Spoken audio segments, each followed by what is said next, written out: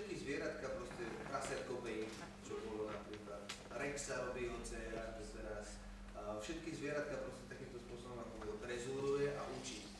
A som si hovoril, že preboha, že jak tie prasiatka takto môže naučiť.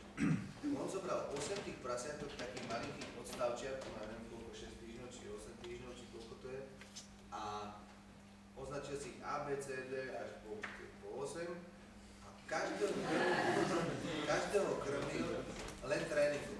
To znamená, že to prasiatko, zrazu keď sme prišli na plac, to prasiatko vedelo statný, lahný, proste kameraman, keď chce zaostriť dobre, tak musí mať presnú fixnú pozíciu. Tak on ho učil napríklad tak, že mu dal takú drevenú lištičku, takú parketu ako keby, a to prasiatko učil tak, že to prasiatko si položilo tie pacočky na tú parketu.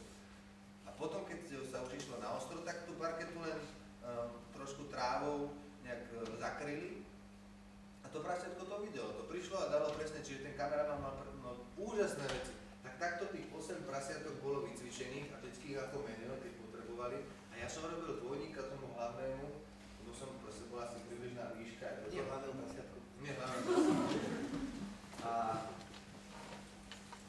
robil som napríklad také zábery, že ide kamera a popri mojich nohách išlo to prasiatko, potom vždycky som ho krmil. On hovorí, že čo by ste chceli, aby to prasiatko urobilo? A tá režisér hovorí, že no tak na skúšku, chcel by som, že urobíme takú akože tú štreku, potom sa otočíte a to prasiatko nech si sadne.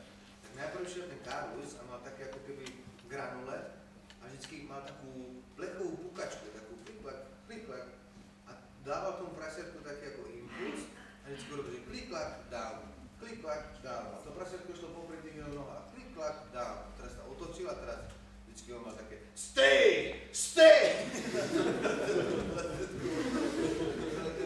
Ale to prasiatko zrazu ostalo a on keď je klik-klak, down. Tak toto som urobil dvakrát s tým prasiatkom a potom hovorím, že poď.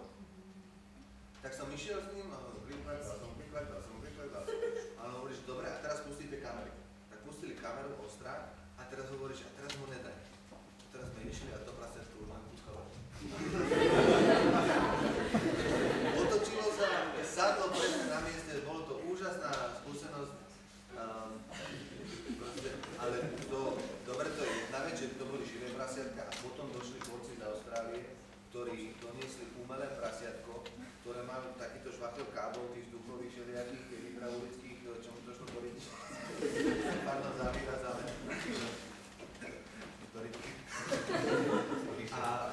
A teraz si predstav, že to prasiatko normálne malo takú mimiku, všetko malo toto ako urobené a to prasiatko rozprávalo, zrazu žmurklo, usmialo sa.